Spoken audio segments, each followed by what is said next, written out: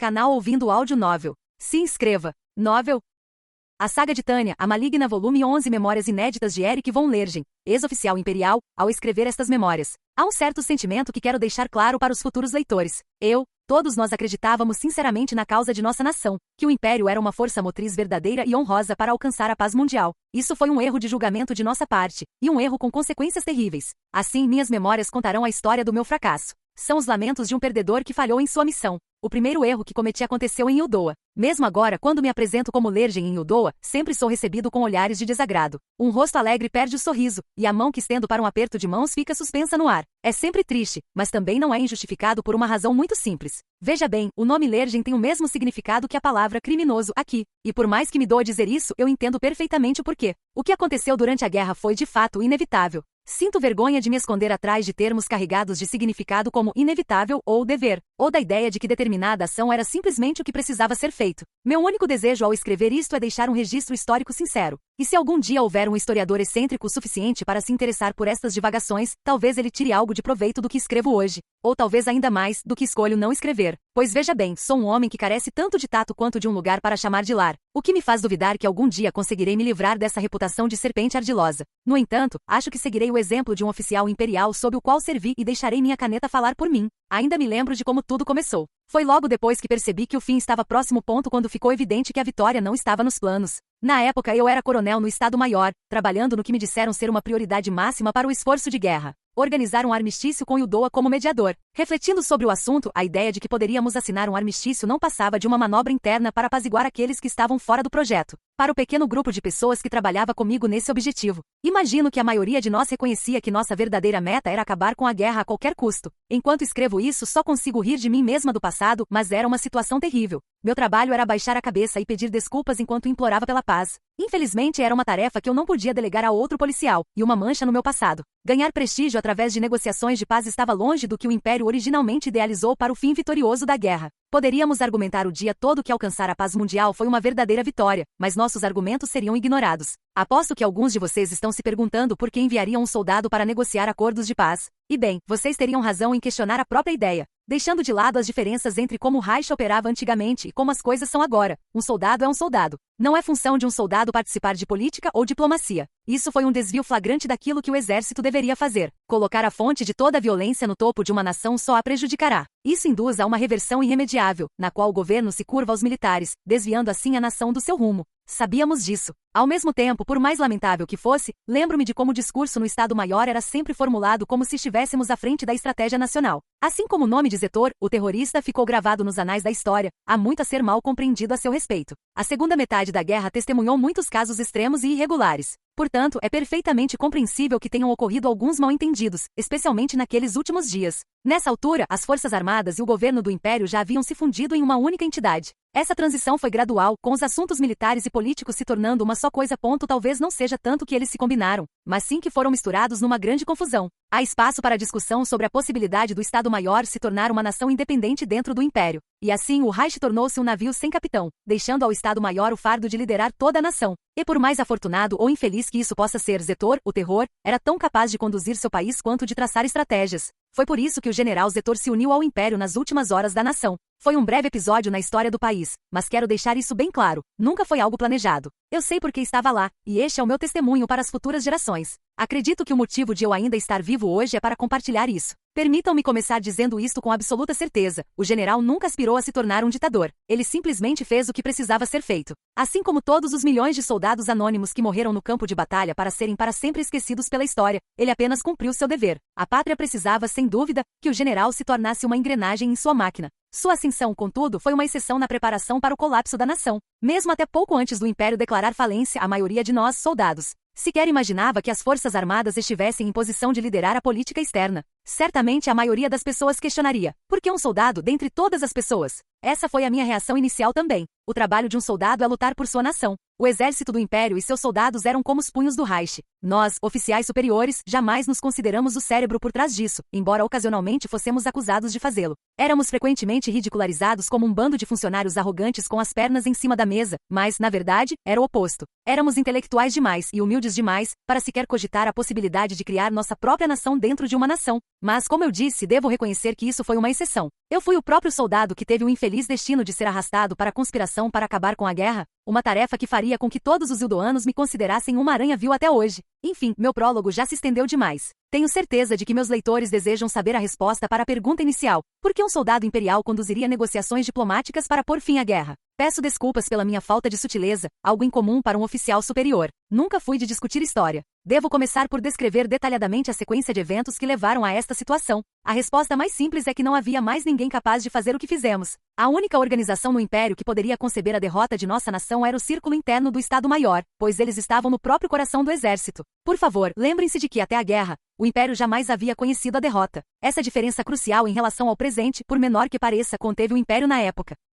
Deixando de lado as incontáveis perdas no campo de batalha, motivo de rios de lágrimas no Estado-Maior, sempre encontrávamos um jeito de vencer a guerra no final. Era isso que definia o antigo Reich. O Império possuía um exército poderoso, o mais poderoso do mundo. Toda a diplomacia se dava por meio de seu poderio militar e econômico. Nossa imponência como superpotência era o que falava por nós. Imagino que seja difícil para a geração mais jovem visualizar isso. O Reich de hoje é uma sombra do que já foi. É natural que as pessoas aprendam com seus erros. Aqueles que sobreviveram ao Reich aceitaram que ele perdeu a guerra. Mas certamente não era esse o caso naquela época. Naquela época, durante a guerra, o Império jamais conduziu a diplomacia sob o pretexto de que perderíamos uma guerra. Pode-se até dizer que a própria noção de derrota ia contra todos os princípios do nosso ser coletivo. Isso valia também para os funcionários do Ministério das Relações Exteriores. Afinal, aqueles que não vivenciaram a iminência de uma derrota tendem a ser uma combinação de escapistas e otimistas. Os soldados não foram exceção, nem mesmo aqueles que lutaram na guerra. O exército levou um tempo incrível e enfrentou inúmeras lutas internas para compreender sua inevitável derrota. Duvido que eu mesmo teria conseguido perder a esperança se não tivesse visitado a frente de batalha com o Lehrjahn-Kampfgruppe. A guerra está sempre à espreita. A misericórdia das leis da física. Uma lembrança em particular sempre me servirá de lembrete disso. Foi uma cena chocante que testemunhei na frente oriental. Um jovem oficial do meu Kampfgruppe se aproximou de mim, um oficial jovem demais pensando bem. A guerra dizima a população adulta de um país, forçando as crianças a ocupar seus lugares. De qualquer forma, aquele jovem oficial me levou para inspecionar os destroços de um dos principais tanques de batalha da Federação, que havia sido destruído momentos antes. Eu havia lido sobre os tanques deles em vários relatórios e presumia saber com o que estávamos lidando. Ver a coisa real, no entanto, valia mais do que 1 milhão de relatórios. Quando cheguei ao local, meu cérebro não conseguia processar como os jovens soldados poderiam desativar aquela monstruosidade de aço. A máquina era algo saído de um mito, e eles a destruíram com minas terrestres. A visão me obrigou a reconhecer que, mesmo sendo um dos coronéis mais jovens, a imagem da guerra que eu tinha em mente estava completamente desatualizada. Os tanques que eu conhecia eram brinquedos. Bastava um número suficiente de rifles antitanque para incapacitá-los. No entanto, o gigante que vi no campo de batalha era algo que, na minha opinião, até mesmo um mago aéreo teria dificuldade em enfrentar. Certamente exigiria armas de grosso calibre. Fiquei impressionado com a realidade da guerra. Isso me fez perceber o quão distante da realidade eu estava. Foi por isso que fiquei tão surpreso com os muitos perigos que testemunhei na linha de frente. Essa experiência me ensinou que o mundo sobre o qual nós, oficiais, líamos nos relatórios da retaguarda tinha pouca semelhança com o mundo real, onde homens usavam minas montadas em varas para explodir a blindagem dos tanques. Embora eu dificilmente nos considerasse afortunados, essas cenas infernais batizaram muitos de nós na linha de frente e nos ajudaram a manter os pés no chão. É claro que também havia muitos de nós que jamais perceberiam isso, apesar de estarmos no campo de batalha. Fiz tudo ao meu alcance para esclarecer meus companheiros na retaguarda com pouco efeito. Ainda guardo no coração apenas gratidão por aqueles que compreenderam meu apelo e me deram forças. É muito fácil esquecer o incontável número de pessoas que deram tudo pela nação, apesar dos tempos sombrios em que nos encontrávamos. Alguns desses homens e mulheres perderiam a vida no campo de batalha, tornando-se apenas mais uma estatística. Outros cumpririam seu dever sabendo que morreriam um ponto na história como traidores. E outros dariam tudo pela sua terra natal. Não sei bem o que dizer como alguém que sobreviveu a esses meus irmãos. Se o leitor tem a impressão de que possua algum tipo de conhecimento profundo, bem, é porque você não estava lá. Na época, minha intuição era mais uma maldição do que qualquer outra coisa. Eu e aqueles ao meu redor podíamos ouvir os passos do colapso se aproximando, mas não tínhamos como correr ou sequer pensar em uma maneira de lutar. Foram dias verdadeiramente sombrios, sem saída. Até mesmo o Ministério das Relações Exteriores decidiu que a discussão de acordos de paz era escandalosa demais para ser mantida em segredo dentro do departamento, e seria muito perigoso se a notícia vazasse. Por isso, a pressão para encerrar a guerra ficou restrita aos 2 generais, Zetor e Rudersdorf, e a um pequeno grupo de agentes infiltrados no exército. Todos acreditávamos que esse era o único caminho para o Império sair ileso da guerra. E eu, era um desses poucos agentes. Por essa mesma razão, ainda guardo gratidão em meu coração pelos poucos outros que compreenderam nossa causa de dentro. Contei com a ajuda de um diplomata imperial competente e sincero, em particular, que desempenhou um papel fundamental no início desse esforço. Sua ajuda foi uma fonte inesperada de conforto para mim naquele momento. O conselheiro Conrad era meu bom amigo. Talvez eu devesse chamá-lo de meu camarada de armas. Ele me ofereceu conselhos úteis quando me aproximei das negociações com Ildoa. Coronel Lehrjahn, permita-me dar-lhe algumas dicas. O conselheiro Conrad sempre falava com o mesmo tom de voz firme e uniforme. O diplomata de carreira exibia uma espécie de elegância pré-guerra, mantendo sua postura aristocrática.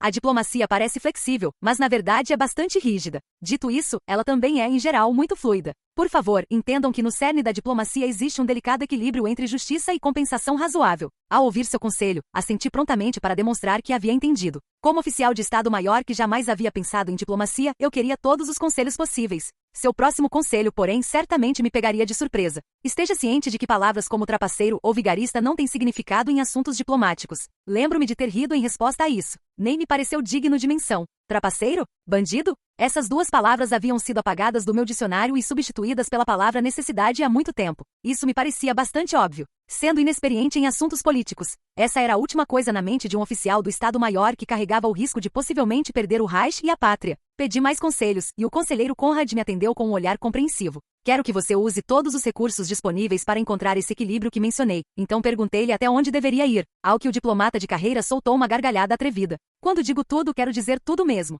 Mentir, trair, enganar, nada disso importa. Em termos de criar algo do nada, a diplomacia é como alquimia, de certa forma. Tentei traçar um paralelo entre essa ideia e as artimanhas do general Zetor na frente oriental, mas minha analogia foi imediatamente rejeitada. A guerra é a exceção. A diplomacia é a norma. Enquanto nosso país existir, devemos negociar com as demais nações do mundo. Esquemas e artimanhas podem ser convenientes, mas são apenas tempero. O ingrediente mais importante é a confiança.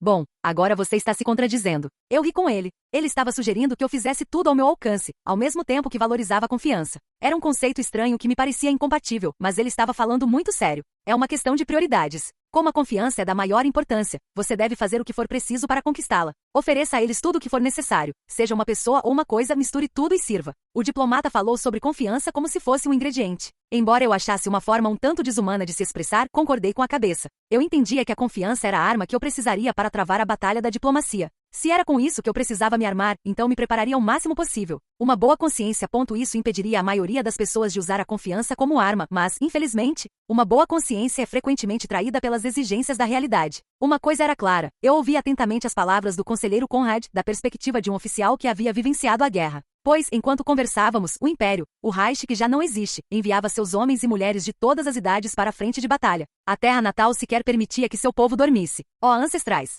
Por favor, concedam descanso a esses heróis sem voz. Eu havia feito tudo o que estava ao meu alcance para corrigir nosso erro e estava pronto para fazer qualquer outra coisa que fosse necessária. Foi por isso que eu, um oficial prestes a entrar em minha própria batalha, estava tão ansioso para receber mais conselhos do conselheiro Conrad, e ele me atendeu com suas palavras cristalinas. Se houver confiança, a porta para as negociações estará aberta. A regra geral para essas negociações é que elas devem ser justas e os termos equitativos. Ou pelo menos, cada parte deve confiar que o sejam. O conselheiro Conrad se conteve quando estava prestes a chegar a um ponto crítico. Tenho certeza de que meu querido amigo Conrad não tinha motivos para se preocupar se suas palavras me chocariam. Afinal, éramos ambos passageiros no mesmo barco, com o azar de estarmos presos nessa tempestade. Estávamos ambos nos debatendo e gritando enquanto tentávamos encontrar uma maneira de manter nosso barco à tona. É por isso que sei agora que o conselheiro Conrad estava tentando me dar mais notícias naquela época. Infelizmente, não consegui captar as dicas que ele estava me dando naquele momento. Embora a confiança deva ser o alicerce, você também precisará usar todos os recursos disponíveis para as negociações em si. Seu interlocutor fará o mesmo.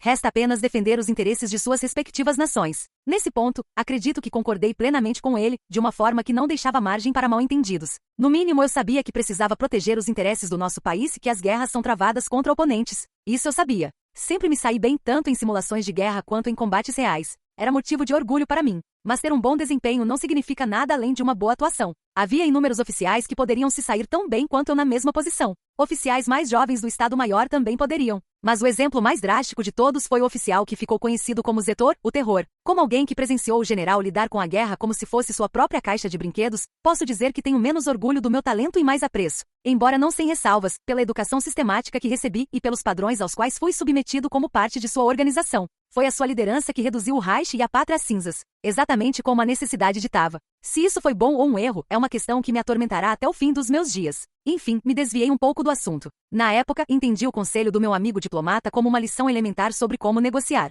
Isso vale para mais do que apenas a Ildoa. Os ingredientes que eles colocam na balança deles ocasionalmente diferem dos nossos. Tentei novamente comparar isso com a guerra, mas o conselheiro Conrad não pareceu entender. Ficou claro que não estávamos em sintonia. Nesse aspecto, o conselheiro Conrad foi tão implacável comigo quanto provavelmente era com seus colegas. Como um professor que dedica tempo para explicar a lição a um aluno desatento, ele se deu ao trabalho de dar uma explicação mais detalhada. Se a guerra é a realidade em sua forma mais pura, então a diplomacia é a fantasia em sua forma mais pura. Quero que vocês prestem muita atenção à balança. Às vezes, ambas as partes podem ter entendimentos diferentes sobre o que está representado na balança. Ele disse algo nesse sentido, creio eu. Seja como for, demonstrei que o compreendia com mais um aceno de cabeça entusiasmado. Infelizmente para o Reich, nós, oficiais do Estado-Maior, tínhamos um defeito natural. Eu mesmo não era exceção nesse aspecto. Essa falha tola residia em nossa perspectiva. Éramos treinados para analisar tudo em termos militares. Isso se aplicava também à política. Nossa visão distorcida colocava a guerra acima da política. Para nós, a política era simplesmente mais uma parte da guerra. Esse era um defeito grave para nós, oficiais de Estado-Maior. Duvido que até mesmo a inteligência afiada do conselheiro Conrad consiga enxergar através da nossa estupidez sem limites.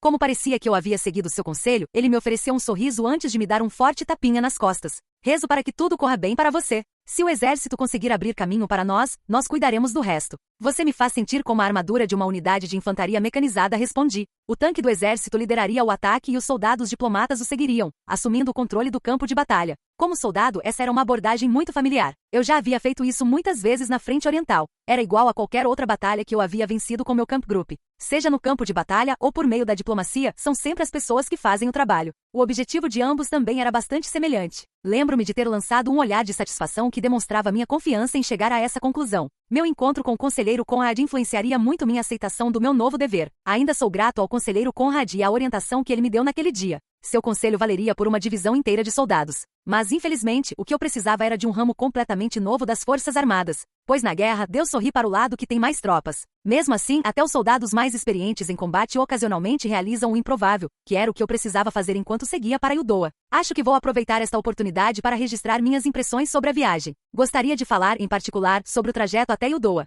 Foi um percurso que fiz muitas vezes devido às circunstâncias infelizes em que me encontrei. Meu caminho até Uldoa envolvia rodovias e linhas férreas que cruzavam cidades. Os meios de transporte estavam, para o bem ou para o mal, em excelentes condições. As estradas eram bem conservadas, perfeitas para um ataque rápido com blindados, caso fosse necessário. No entanto, é difícil descrever a viagem como algo que possa ser apreciado incondicionalmente.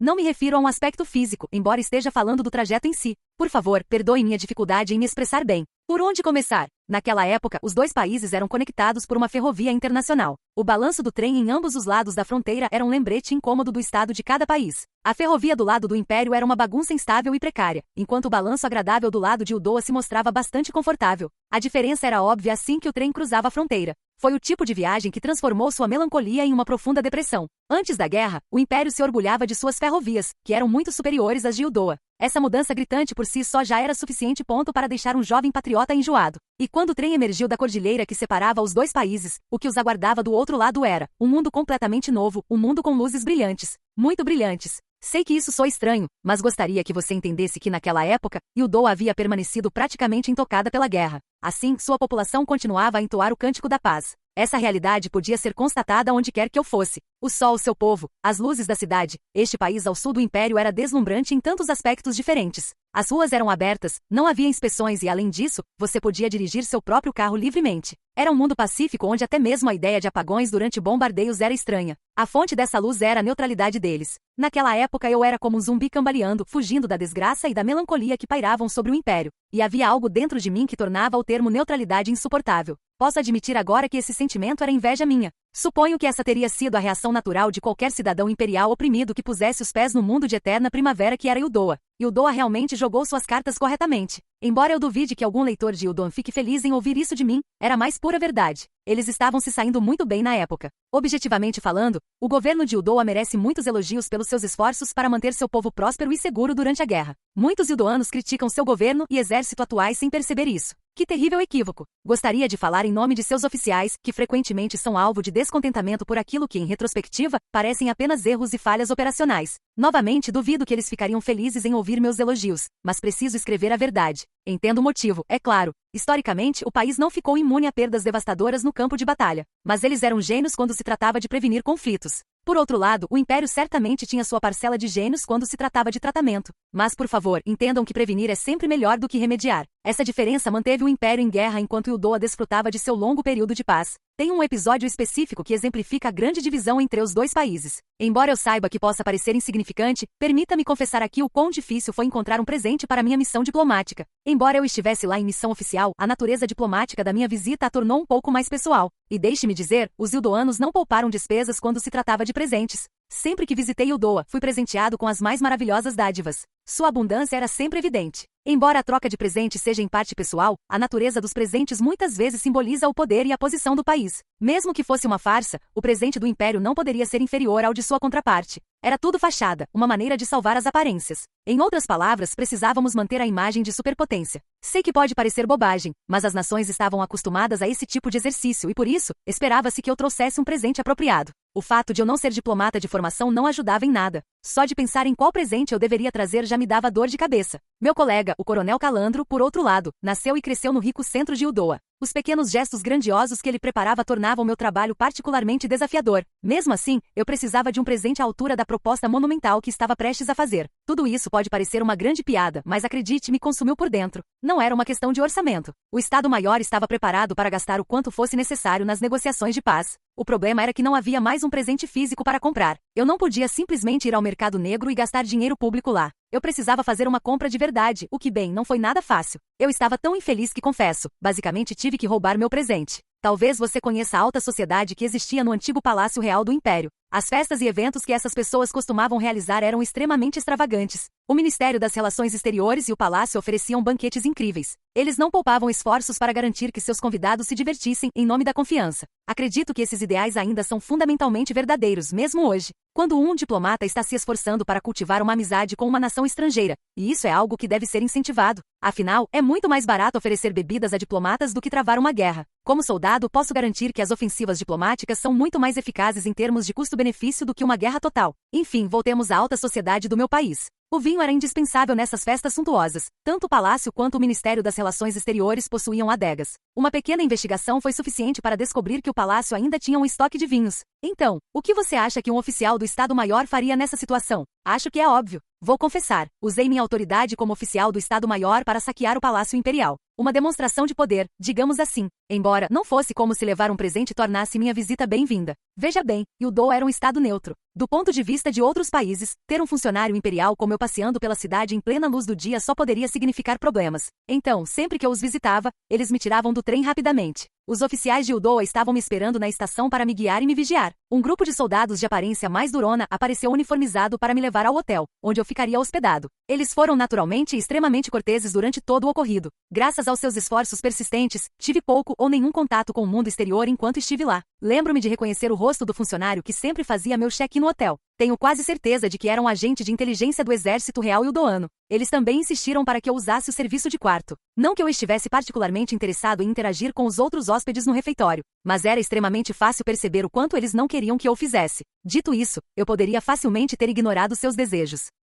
Eu era um cidadão imperial e Uldoa era nosso aliado. Embora fossem neutros, não havia nenhuma lei que proibisse um cidadão de uma nação aliada de andar pelas ruas da cidade. Mas eu me vi obrigado a obedecer. Precisava da cooperação deles e agir de forma inadequada não ajudaria em nada. Devo também mencionar que, talvez numa tentativa de me entreter no quarto do hotel e me manter longe dos olhares do público, o Coronel Calandro sempre fazia questão de me visitar. Aquele dia não foi exceção. Eu havia feito o check no hotel pouco depois do meio-dia, e quando estava prestes a colocar minha mala no chão ao chegar ao meu quarto, o segurança uldoano me informou que o Coronel Calandro estava ali para me ver. Logo em seguida, ouvi a batida firme do meu velho amigo. O soldado uldoano espiou pela porta com seu rosto carrancudo e ainda me lembro do peso das primeiras palavras que saíram de seus lábios. Deixa eu te contar, Igor Gasman está tremendo na base. Ele está com medo de mais problemas. Embora parecesse uma brincadeira amigável, era muito evidente que ele disse aquilo para me controlar. Infelizmente, só me restou ignorar o comentário e cumprimentá-lo com um aperto de mãos. Nós dois sorrimos enquanto trocávamos um aperto de mãos firme. Peço desculpas ao General Gasman, mas espero que possamos trabalhar em estreita colaboração daqui para frente.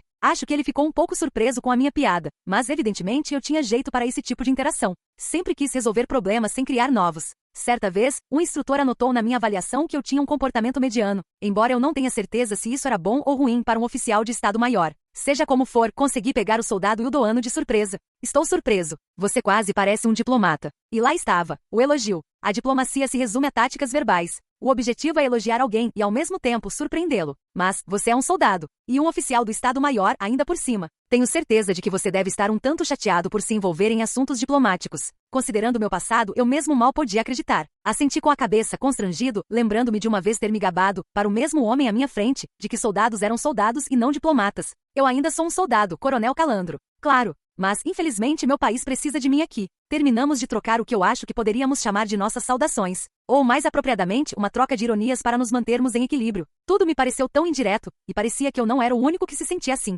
O coronel Calandro também era um soldado, e um que preferia falar sem rodeios. Foi por isso que ele abordou diretamente o assunto do dia. Ouvi dizer que você vem com um assunto importante. Eu havia avisado previamente as forças militares e doanas estacionadas no Império que faria uma visita com uma proposta crucial. Nós, oficiais do Estado-Maior, temos uma inclinação para seguir as regras à risca, para o bem ou para o mal. É sempre ideal que os planos avancem conforme os procedimentos estabelecidos. A questão principal é se os trilhos seguem ou não o mesmo trajeto do plano. Sejamos francos. Quais são os termos que você preparou? A expressão do coronel Calandro era terrivelmente séria ao fazer essa pergunta, e foi por isso que presumi que as probabilidades estavam a meu favor. Com a maior confiança, compartilhei os termos que havia conseguido arrancar do Exército Imperial e do Estado-Maior como se estivesse jogando uma série de cartas na manga. Há 3 pontos fundamentais: não há reparações, não há anexação e a autodeterminação dos povos. Este era o limite do que o Império podia aceitar. Na verdade, testou esses limites ao máximo. Esses termos representavam um passo além do que a maioria consideraria justo dentro do Império. Muitos dos meus colegas no Estado-Maior consideravam a proposta perigosamente pacifista.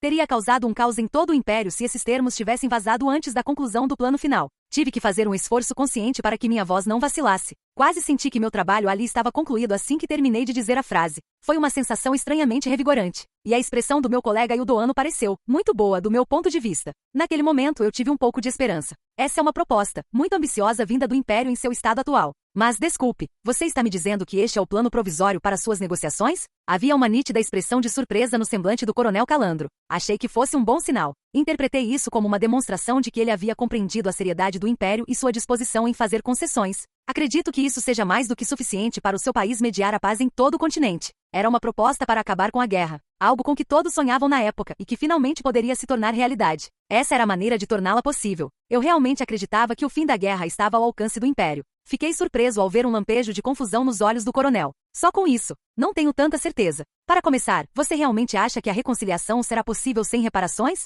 O Império está disposto a aceitar. Prometemos nunca solicitar compensação. Perdoe-me, mas talvez eu tenha entendido errado. Não imaginava que meu conhecimento de imperial estivesse tão enferrujado, mas você acabou de dizer que o Império está disposto a aceitar esses termos. Em um imperial fluente, o coronel Calandro, chocado, questionou repentinamente esse detalhe. Lembro-me de ter sentido que essa resposta devia significar que os termos que eu havia preparado eram surpreendentemente bons. Eu podia ver em seus olhos, a emoção pura em seu olhar. Ele estava absolutamente impressionado com o que eu estava dizendo. Pensei comigo mesmo. Ele provavelmente nunca imaginou que isso aconteceria, nem em 1 milhão de anos. Eu sabia que precisava aproveitar o momento e lhe dei um aceno de cabeça firme. Era a nossa chance de pavimentar o caminho para a paz. Não vou mentir. Naquele instante tive uma forte, porém fugaz, esperança de que tudo daria certo. Isso mesmo. Estamos prontos para aceitar isso integralmente. Não exigiremos reparações nem anexaremos nenhuma das terras que ocupamos. Deixaremos para o povo decidir a qual nação deseja se unir por meio de votação. Este era um ponto importante. Era um erro óbvio que o Império cometia com frequência. Nossa diplomacia até então buscava obter o máximo benefício possível para nós mesmos. O que precisávamos fazer desta vez era definir o mínimo indispensável e garantir que o conseguíssemos. Foi por isso que achei que a expressão confusa no rosto do coronel Calandro confirmava minha crença de que essas negociações dariam frutos. Me desculpe, coronel Lergen. Permita-me perguntar mais uma vez. Permita, para que eu seja extremamente claro na minha pergunta e evite qualquer mal-entendido. Claro. Perfeito, disse ele antes de explicar sua pergunta. As separações que você está propondo não são uma rejeição da disposição do Império em pagar reparações, mas uma afirmação de que o Império não as pagará? Embora fosse uma reunião informal, eu havia apresentado os melhores termos possíveis que o Exército Imperial estava disposto a aceitar na negociação. Mas, por algum motivo, o coronel Calandro não conseguiu entender isso. O que estava acontecendo? É verdade. Espera aí, por que você está perguntando uma coisa dessas? Então o seu país não tem intenção nenhuma de pagar reparações? Ele me perguntou isso com um olhar preocupado, e eu não consegui processar. Acho que fiquei apenas olhando para ele sem entender nada. O que ele tinha acabado de perguntar estava além da minha compreensão. No momento em que o significado de suas palavras finalmente fez sentido, olhei diretamente para ele e finalmente falei incrédula. Nós? Pagar reparações? Coronel Lergen, preciso perguntar se o senhor está falando sério comigo. Jamais faria piada com algo tão importante quanto isso. Como cidadão imperial que reza apenas pela paz, acredito ter elaborado o melhor plano que podemos oferecer. Trocamos olhares intensos e ambos notamos a confusão nos olhos um do outro. Algo estava muito errado. Eu queria gritar para ele o quão ridículo era sequer cogitar a mera ideia de um império pagar reparações. Na verdade, tínhamos todo o direito de exigi-las. A Aliança Entente e a República Francesa haviam iniciado a guerra. O Império estava apenas se defendendo. Nós apenas buscávamos a vitória em uma guerra defensiva. E o Doa, no entanto, não via as coisas da mesma maneira que o Império.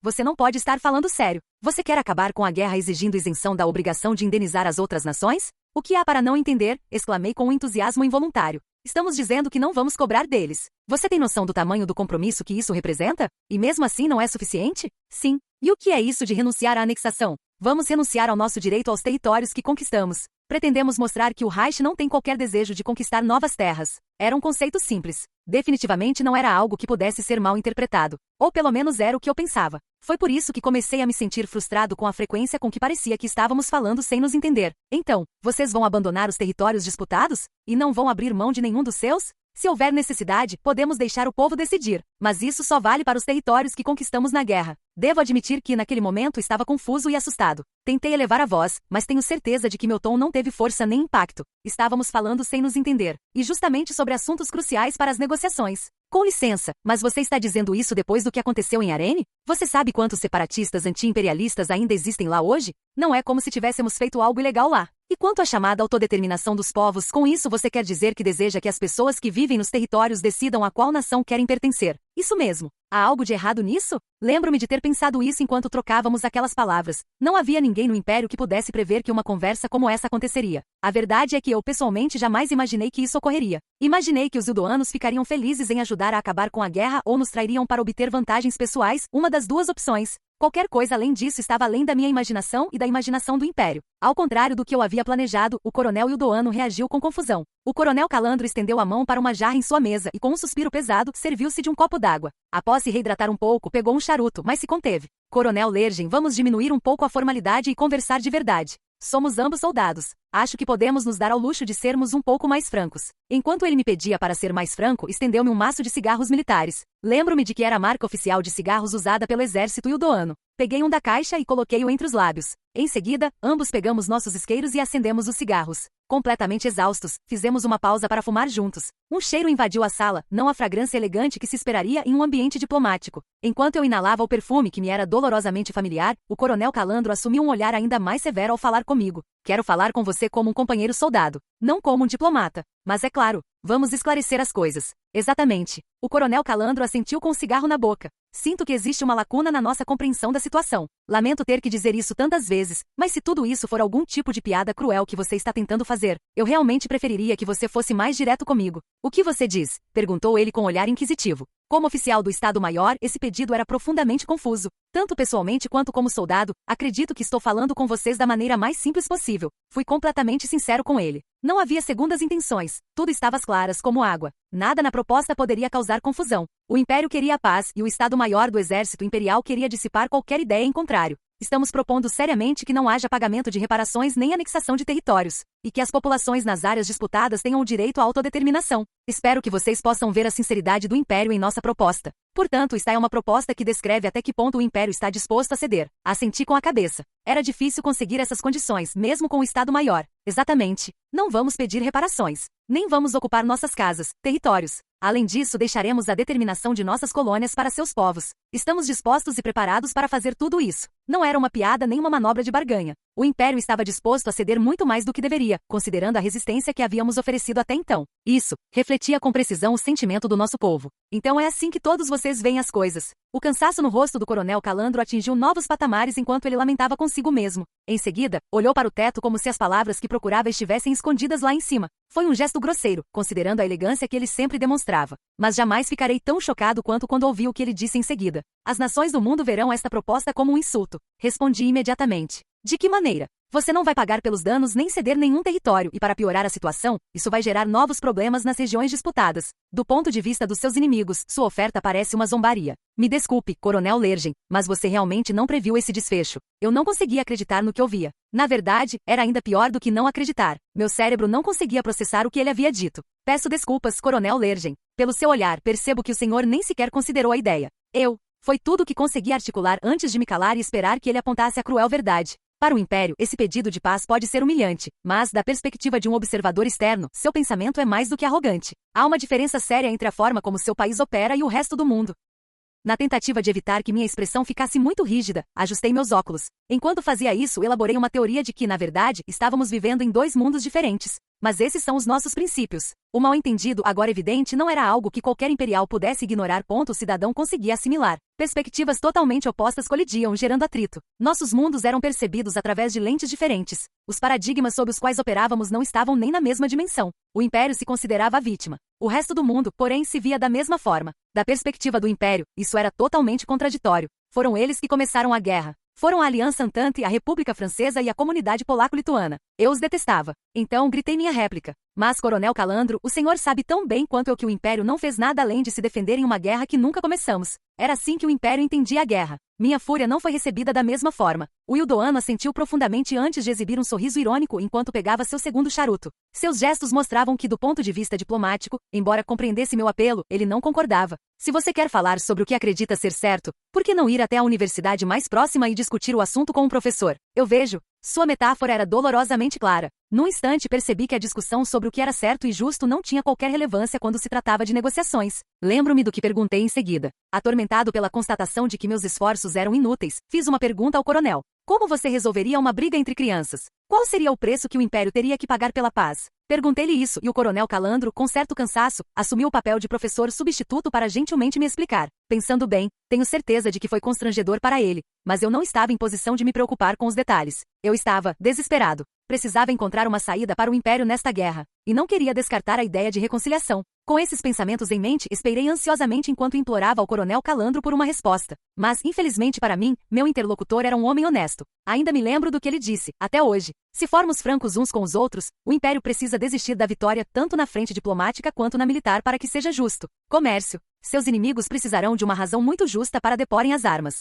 Justo e imparcial. O conselheiro Conrad se referiu a esses dois conceitos como as regras cardinais da diplomacia. Nunca antes a lógica pura me parecerá tão miserável. Senti uma tontura, o que me fez levar as mãos à cabeça enquanto me forçava a ouvir sua explicação. Quase parecia uma piada cruel. O Império terá que compensar seus inimigos. É difícil para mim dizer isso, mas acredito que algumas terras também terão que ser cedidas. Você quer dizer uma troca de territórios e a desmilitarização internacional? Será uma troca unilateral. Creio que apenas o Império terá de fazer essas concessões. Fiz a pergunta como uma sondagem, mas fui recebido com uma resposta esmagadora. Não havia espaço para concessões naquele momento. Você está dizendo que teremos que não apenas pagar reparações, mas também ceder terras aos nossos inimigos, mesmo sem termos perdido a guerra? Isso não se afasta um pouco do conceito de comércio justo? É isso que vocês consideram justo no reino de Uldoa? É claro que, como seus aliados, faremos tudo ao nosso alcance para negociar melhores condições para o Império. Ele me lançou um sorriso. Certo, foi nesse instante que eu praticamente desisti. Eu sabia que era uma promessa vazia. Embora suponho que fomos nós que trouxemos uma oferta vazia sem valor algum.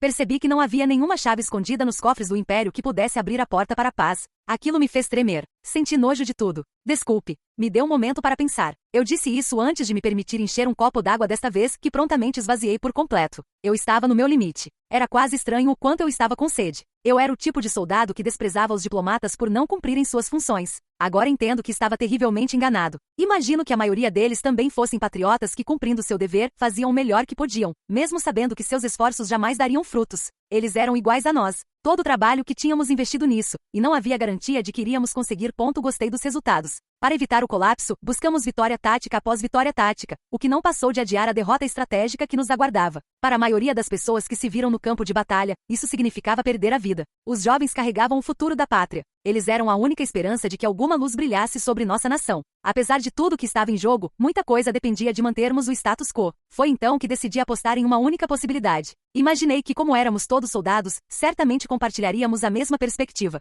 Será impossível que dois países em guerra se unam mesmo em nome da paz? Eu era um diplomata novato, e este foi o meu apelo para que chegássemos a um meio termo com os meus inimigos. Eu jamais diria algo assim hoje em dia. Por mais triste que seja, esse tipo de sentimento não tem valor algum no mundo implacável da geopolítica internacional. É uma ideia que só os sonhadores mais delirantes e alheios à realidade cogitariam. E meu amigo Ildoano, que era muito mais versado em política do que eu, respondeu à minha pergunta com um olhar compreensivo. Coronel Lergen, o senhor é um soldado honesto. Então permita-me compartilhar minha opinião pessoal com o senhor. Sua opinião significa muito para mim. Seu tom de voz, seu olhar e principalmente sua sinceridade, eu percebi que ele estava falando de coração. Ele queria ser humano sem ultrapassar os limites profissionais. Por isso eu sabia, o que ele disse em seguida destruiria qualquer última esperança que eu ainda tivesse na minha busca pela paz. Entenda que o Império precisará fazer concessões muito mais dolorosas se quiser que essas negociações aconteçam. Seus inimigos são obstinados. Você fala como se o Império fosse o único a fazer concessões. Não, não exatamente, disse o coronel. Será que ele estava sorrindo por gentileza? Meu interlocutor, percebendo que não conseguirá expressar sua ideia de forma educada, foi muito mais direto. Eles querem pôr fim ao império.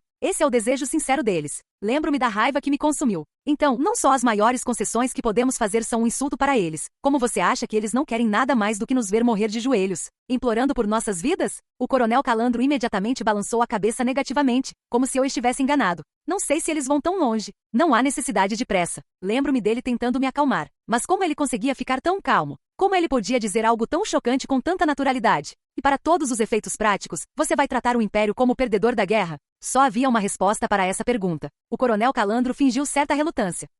Embora não pudesse rejeitar a ideia de forma categórica, tudo estava muito claro, até para mim. Hildoa não passa de uma mediadora. Tudo o que posso dizer é, não podemos mediar em nome do Império se eles não estiverem dispostos a aceitar as concessões necessárias. Tudo começou a fazer sentido na minha mente. À medida que cada peça do quebra-cabeça se encaixava, um cenário dramático se tornava cada vez mais evidente. E então eu vi. O quebra-cabeça era de uma guerra que não podíamos vencer, e nem sequer estávamos lutando a guerra da maneira correta. O Império nem sequer se deu conta disso até que um soldado se encontrou com um mediador. Sei que dificilmente se pode chamar a diplomacia de vitória, mas ainda me considerava um guerreiro honrado a serviço do Império. A ideia de derrota era confusa para mim. Na verdade, não tenho certeza se cheguei a aceitá-la quando me ocorreu pela primeira vez. E nossos estimados oponentes não tinham absolutamente nenhuma intenção de deixar o Império escapar com qualquer resquício de honra nessa derrota. Era nisso que eles estavam pensando enquanto nós ainda sonhávamos com uma maneira de acabar com isso. Não era irônico? Eu era um oficial imperial tão arrogante quanto qualquer outro. Estava tão obcecado em abominar tudo que fosse desonroso e em cumprir meu dever que perdi o contato com a realidade. E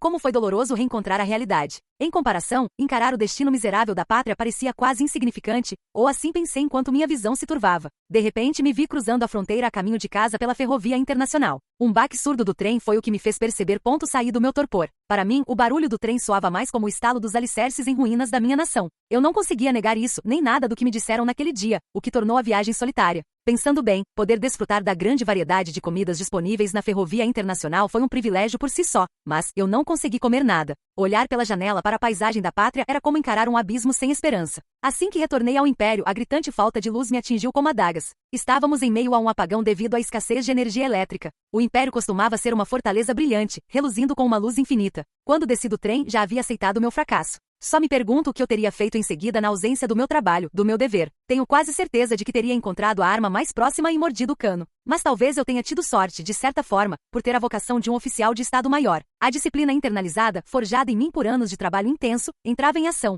e eu sempre acabava voltando ao gabinete do Estado-Maior. Sei que isso dá a impressão de que meu corpo agia por conta própria, mas era exatamente assim. Há registros de que entreguei meu relatório. Um dos outros oficiais me disse mais tarde que eu parecia uma daquelas bonecas de corda enquanto caminhava sem rumo pelos corredores do Estado-Maior. Então tenho certeza de que realmente entreguei um relatório. Eu simplesmente não consigo me lembrar. O relatório dizia algo como a diplomacia é inútil. Até hoje, não consigo me lembrar de nada significativo sobre a reunião em que disse isso. Um amigo me contou certa vez que nossos cérebros esquecem ativamente nossas memórias mais dolorosas. Talvez eu tenha bloqueado isso no meu cérebro. Tudo que sei agora é que aquele dia foi um ponto de virada para mim. Desisti de toda a esperança de que o Império encontrasse a paz através de Hildoa. O Império sonhava em terminar a guerra como vencedor. Tenho certeza de que os leitores de hoje não serão capazes de entender ou simpatizar com essa perspectiva. Eu me senti da mesma forma quando reli meus registros muito tempo depois do fim da guerra. Éramos tão gananciosos e tão ingênuos. Foi por isso que não podíamos esperar nada mais naquela época. Recusei a proposta em Hildoa e, como resultado, plantei as sementes que dariam origem à minha infame reputação por todo o país. Mais tarde, aceitaria a contragosto ordens para participar de uma certa campanha militar à ponta de lança lançada sobre Hildoa. Eu passaria de negociador a invasor. No entanto, há uma coisa que gostaria de esclarecer. Nunca espionei Hildoa durante minha visita como enviado diplomático.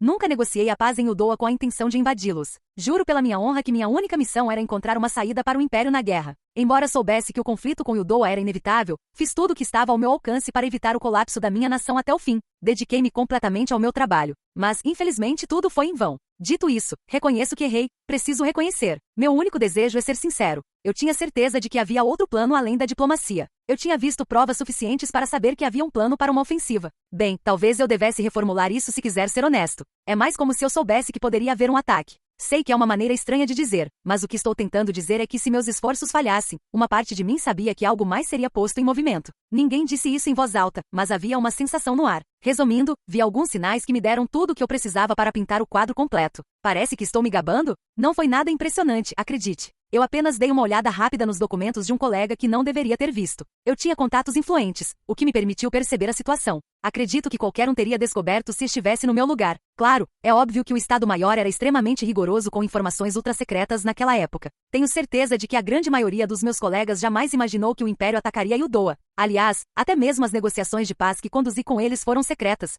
É por isso que esses esforços foram menos uma iniciativa do Estado-Maior, e mais uma série de pequenas ações realizadas por pessoas como o General Rudersdorf, o General Zetor e eu. Acho que seria benéfico para as gerações futuras se eu deixasse uma descrição do nosso relacionamento na época. Isso pode estar um pouco fora do assunto, mas por favor me perdoe. Primeiro vamos começar com a minha classificação. Como mencionei ao descrever meus esforços para encontrar a paz através de Yudoa, eu estava numa posição um tanto peculiar dentro do Estado-Maior. Oficialmente eu era um oficial superior do Departamento de Operações do Estado-Maior. Como você deve ter inferido da minha designação para lidar com negociações de paz, acho que você poderia me chamar de uma espécie de faz-tudo. Eu tinha acesso a informações ultrasecretas referentes não apenas à guerra, mas a todo tipo de assunto que passava pelo Estado-Maior. Eu tinha até mesmo autoridade limitada sobre o Tenente-Coronel Uger, que trabalhava na manutenção da programação ferroviária e na supervisão da mobilização do Exército. Embora essa autoridade fosse meramente formal, era uma violação até mesmo para o chefe do Estado-Maior dar ordens diretas aos meus subordinados. Pensando bem, o Estado-Maior do Império havia se transformado em algo que jamais fora sua intenção original. A mudança, porém, era necessária naquele momento. E urgente, diga-se de passagem.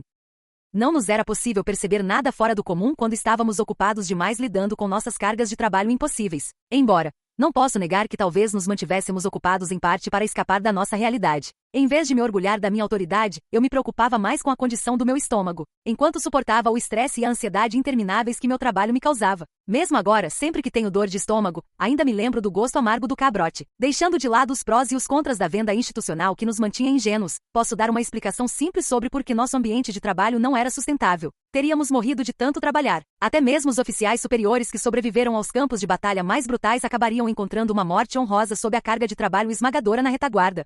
Tudo começou com o subdiretor do Estado-Maior, Zetor, que na época supervisionava o que eu chamo de operações de retaguarda, gerenciamento de suprimentos, logística, ferrovias e afins. Ele atraiu a ira do Comitê do Alto Comando Supremo Imperial. Na época, o vice-diretor também era responsável por conduzir a guerra. Sua capacidade singular de observar e comparar as condições na linha de frente e em casa provavelmente foi possibilitada por sua posição. Mas, independentemente de sua posição, o general, na época, tinha a incrível perspicácia de argumentar sobre as perspectivas sombrias de vitória do Império. Como a história sugere, qualquer pessoa que tenha o título, o Grande, acrescentado ao seu nome tende a conhecer o caminho. No entanto, também precisamos nos lembrar da história de Cassandra de Troia. Ela nunca foi elogiada pelas verdadeiras profecias que compartilhou com seu povo. Infelizmente, a inclinação para matar o mensageiro é universal. O desejo do homem de tapar os ouvidos ao ouvir más notícias é, muitas vezes, uma simples negação da realidade. Dessa forma, a general Zetor foi ostracizada por compartilhar uma verdade indesejável com o Império. Como resultado, ele foi enviado para inspecionar a frente oriental, o que na prática significou sua demissão. Muitos dos meus leitores sabem que foi nessa época que o general ressurgiria como estrategista.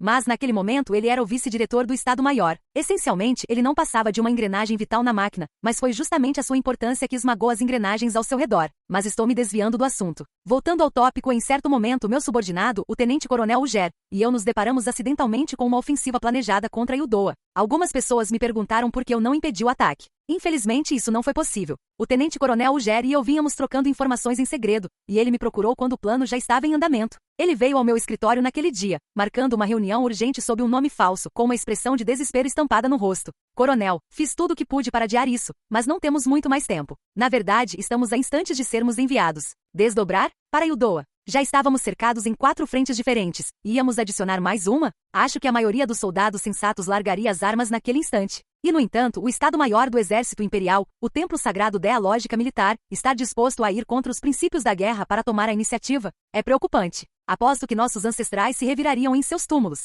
O tenente-coronel Uger sentou-se comigo enquanto fumávamos nossos charutos em silêncio, olhando para o calendário. Considerando a época do ano e o clima, sabíamos que não tínhamos muito tempo. Como estão indo as reconciliações? Não conseguimos chegar a um acordo em termos justos. Termos justos. O tenente-coronel Uger pareceu confuso, então eu lhe contei a verdade. Eles querem que nos rendamos. Com licença, mas não é isso que estamos tentando fazer? Teoricamente, sim. Infelizmente, essa foi a mesma dúvida que eu tinha quando conversei com o Coronel Calandro. Não foi por isso que você apresentou sua proposta com todas essas concessões? Quero que você tente imaginar o que eu pensei quando ouvi o Tenente-Coronel Uger me perguntar isso. Eu não sabia se devia rir e concordar com ele, ou balançar a cabeça e chorar. Tudo o que consegui fazer foi dar uma risadinha amarga. Eu queria me desculpar com o Tenente-Coronel Uger, cuja expressão se fechou enquanto ele me observava confuso. Embora eu hesitasse em contar-lhe a verdade, os resquícios da minha consciência, há muito despedaçada, diziam-me que era a coisa certa a fazer. Por quê? Porque o Tenente-Coronel Uger também era uma pessoa. Ele merecia saber. Algo me dizia que ele era diferente. Ele não era como eu. Tenho certeza de que havia um abismo entre um oficial que conservava sua humanidade e um oficial do Estado-Maior que se tornará uma engrenagem na máquina de guerra. Mesmo assim, meu dever ditava que eu lhe contasse a verdade.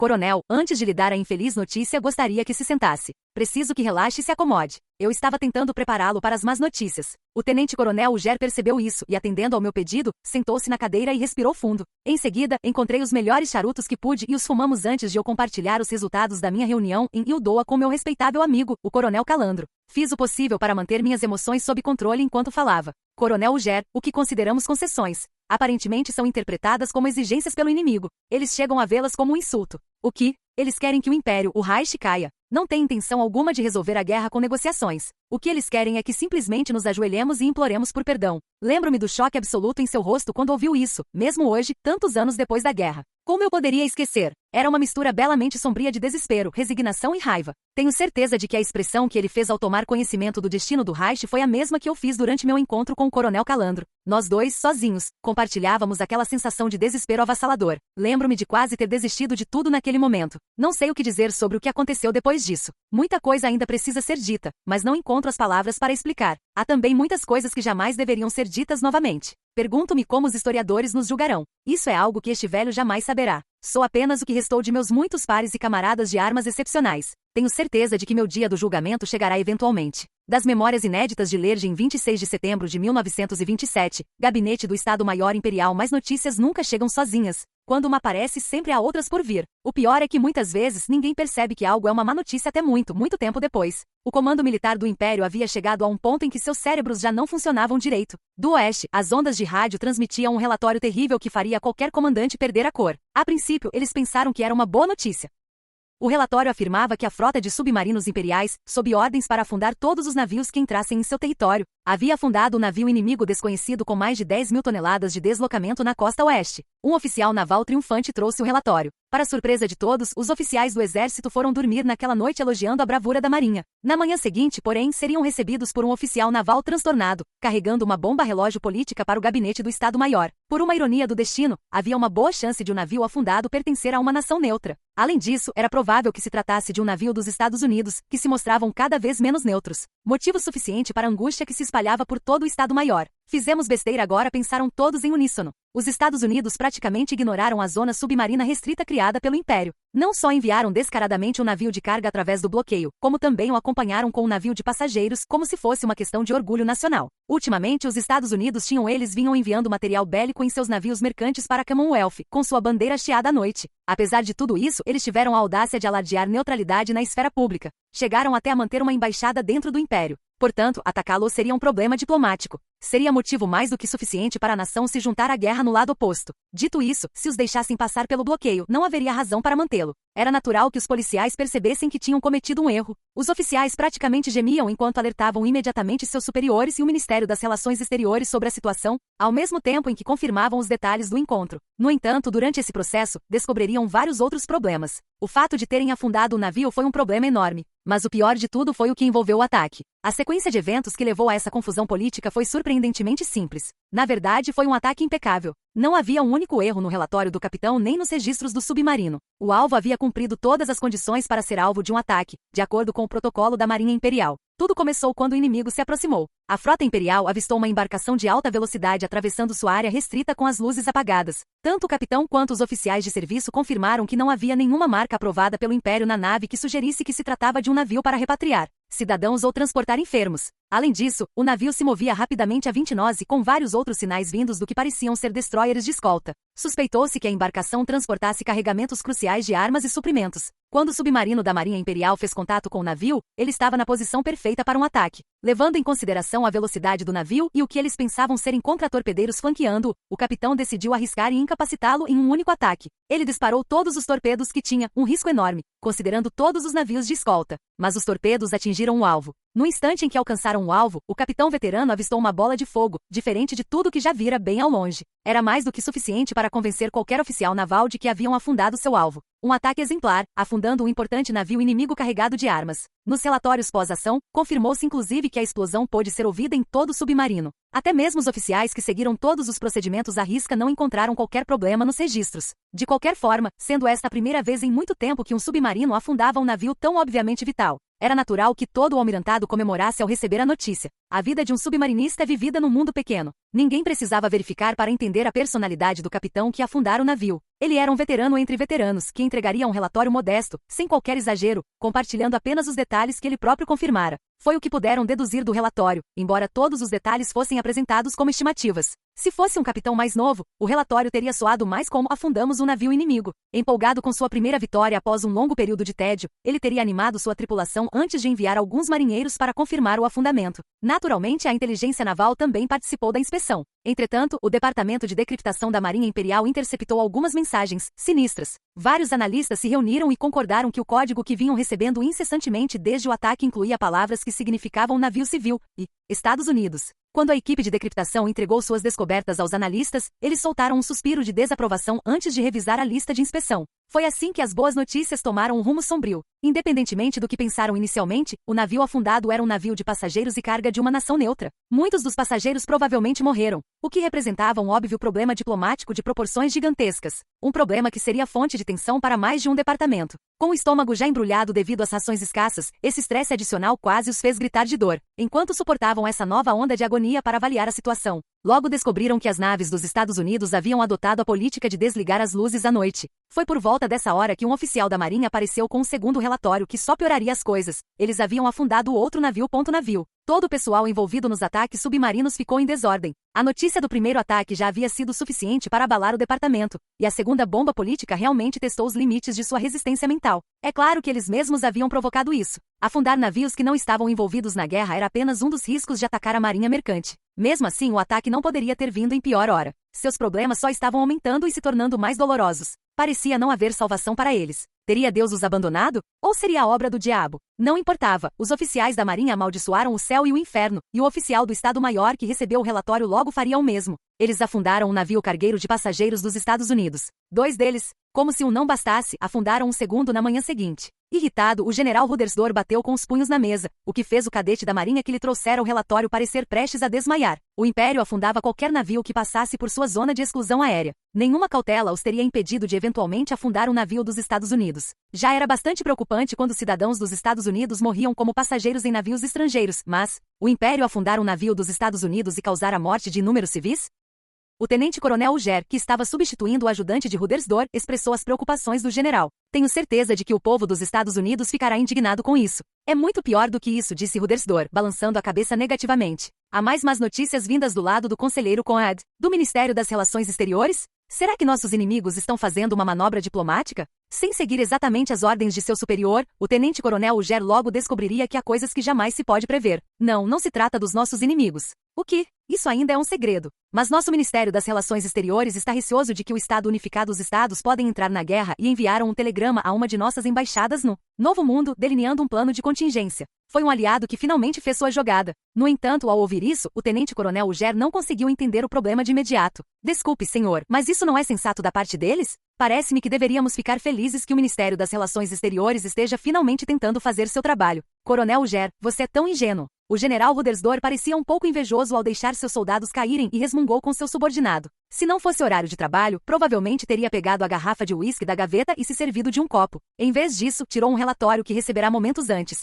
Leia isto. Com uma expressão vazia no rosto, o tenente-coronel Uger pegou os documentos e começou a folheá-los. A cor sumiu de seu rosto enquanto ele lia o relatório. Este é um resumo de um plano para cercar os Estados Unidos, elaborado pelo Ministério das Relações Exteriores. Espera, quer dizer que eles telegrafaram isso? A primeira coisa que o pegou de surpresa foi a pura negligência. Uma correspondência telegráfica poderia ser facilmente interceptada. Para um assunto tão importante, deveriam ter usado um oficial de confiança para entregá-la pessoalmente. Mesmo considerando a distância, nada além do objetivo deveria ser enviado por telégrafo. Os detalhes mais minuciosos deveriam ter sido comunicados pessoalmente. Por que diabos eles telegrafariam algo que revelasse tudo? O Ger não conseguia entender como os diplomatas estavam tão alheios à realidade. O conselheiro Conrad fez alguma coisa a respeito? Certamente ele reconheceu que isso era um problema. Não consigo imaginar que ele deixaria passar um erro tão grave como esse. Aparentemente, ele percebeu isso e tentou impedir. Havia ressentimento em sua voz. O general Rudersdorf compartilhou seu desprezo pelos diplomatas de seu país com um suspiro. Essa foi uma decisão oficial do Ministério das Relações Exteriores. O conselheiro é apenas um diplomata isolado, e parece que a maioria de seus pares não acompanhou os tempos.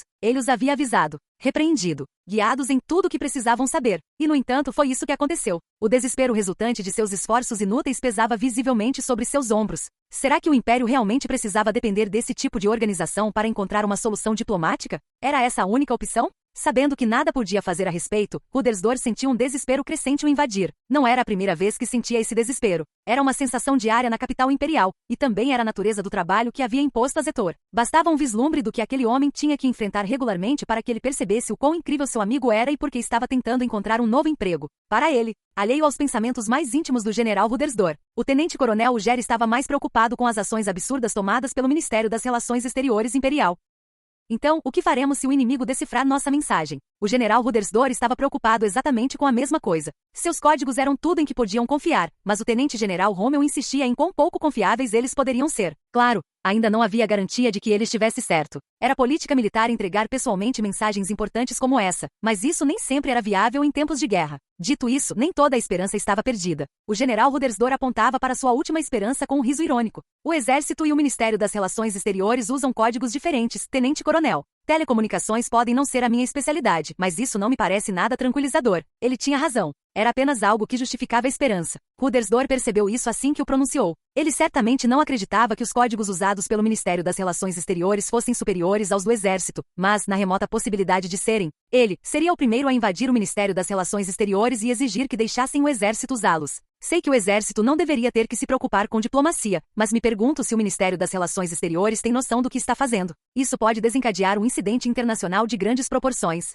É exatamente como você disse. Nossos códigos não são perfeitos. Há uma boa chance de que alguém já tenha decifrado a mensagem. Entendo, disse o ex-ferroviário. Ele jamais imaginou que teria que se envolver em assuntos diplomáticos. Aproveitou a oportunidade para compartilhar suas opiniões sobre as políticas do Ministério das Relações Exteriores que poderiam ter sido vazadas. Basicamente, entregamos aos Estados Unidos a propaganda de que precisam para entrar na guerra de bandeja. Definitivamente não ajuda o fato de já termos afundado 2 de seus navios. Isso me faz querer perguntar aos responsáveis no Ministério das Relações Exteriores o que eles pensam que estão fazendo. O general, cansado, balançou a cabeça negativamente. Afundar os navios deles será mais do que suficiente para selar o acordo para os Estados Unidos. Qualquer coisa que o Ministério das Relações Exteriores faça é apenas um bônus extra para eles. Os navios enviados pelos Estados Unificados traziam suprimentos para a comunidade sob a bandeira da neutralidade. Como se isso já não fosse um problema por si só, o fato de haver civis a bordo significava que afundá-los colocaria o Império sob a pior das vilezas. Só havia uma solução. Seria necessário implementar uma política de inspeção de fronteiras mais rigorosa. O Império precisava garantir que tudo o que acontecesse em suas fronteiras fosse completamente legal e transparente.